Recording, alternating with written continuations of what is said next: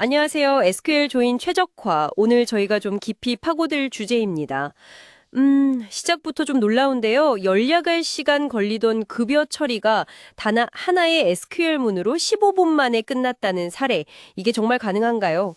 네, 가능합니다. 실제로 있었던 사례고요. 오늘 저희는 단순히 쿼리 작성법, 이걸 넘어서요. 데이터베이스가 내부적으로 어떻게 움직이는지, 특히 여러 테이블을 엮는 이 조인의 효율을 어떻게 최고로 끌어올릴 수 있는지, 그 원리를 좀 탐구해 볼 겁니다. 아, 그 내부 원리요? 네. 여러분이 개발자든 데이터 분석가든 그냥 데이터의 효율적인 처리에 관심이 있다면 분명 흥미로우실 내용입니다. 맞아요. 이번 분석의 목표는 복잡해 보이는 조인 뒤에 숨은 핵심 원리를 파악하고 많은 개발자가 익숙한 방식 있잖아요. 하나씩 순서대로 처리하는 방식. 여기서 벗어나서 데이터 덩어리 전체를 한 번에 다루는 관점. 이 집합적 학으로 생각하는 게 왜 중요한지 이해하는 것입니다. 자, 그럼 그 18시간짜리 이야기부터 좀 들어볼까요? 네, 그게 3만 명 직원의 급여 계산이었어요.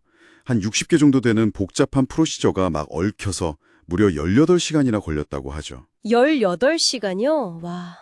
마감을 맞추려면 담당자는 정말 매일 밤샘 가게였겠네요. 이걸 대체 어떻게 15분으로 줄인 거죠? 핵심은 역시 접근 방식의 전환입니다. 기존 방식은 데이터를 한 건씩 한 건씩 가져와서 계산하고 저장하고 이런 소위 절차적 사고에 기반했죠. 네네.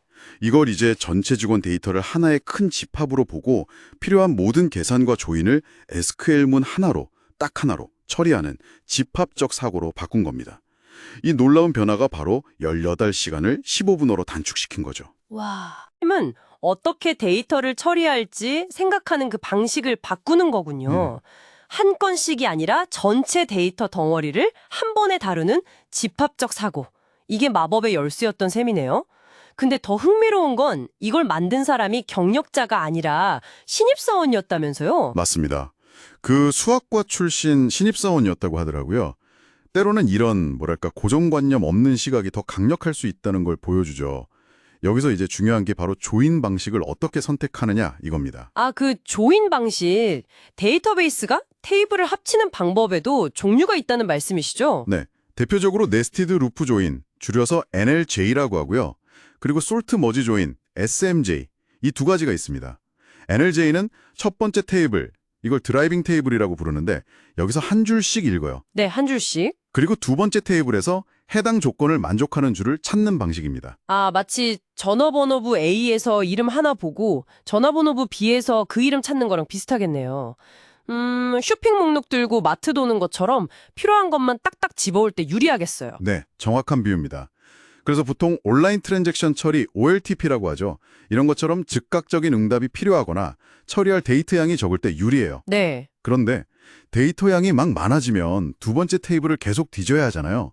그래서 디스크를 불필요하게 많이 읽게 되는 소위 랜덤 액세스 부하가 커져서 성능이 확 떨어질 수 있습니다. 각행 찾으려고 디스크 여기저기를 막 헤매는 셈이죠. 대량 데이터는 확실히 좀 비효율적이겠어요. 그럼 다른 방법은 없나요? 네, 그럴 때 이제 솔트 머지 조인, SMJ를 생각해 볼 수 있습니다.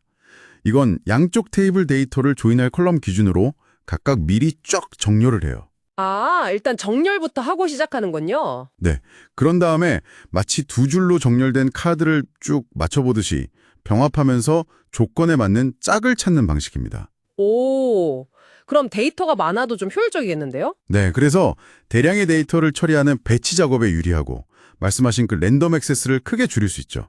하지만 단점도 당연히 있습니다. 일단 전체 데이터를 정렬해야 하니까 시간과 자원이 좀 들어요.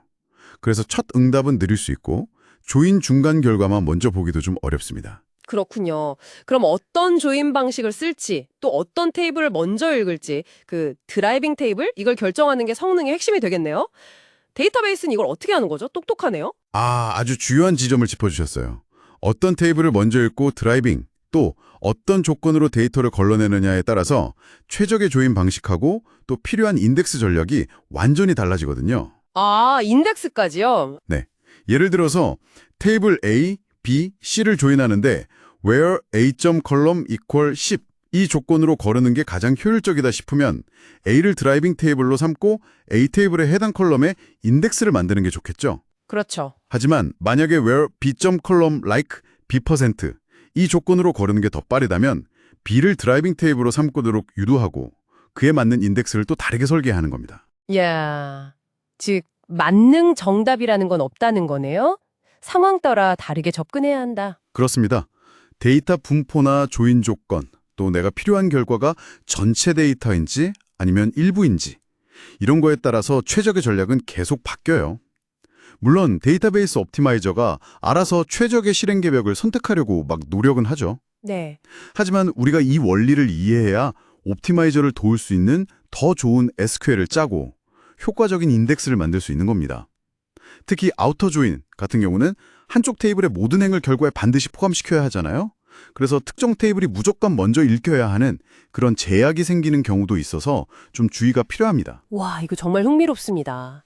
단순히 SQL 문법만 아는 거랑 내부적으로 데이터가 어떻게 처리되는지 그 메커니즘을 이해하고 접근하는 건 정말 차원이 다른 얘기네요.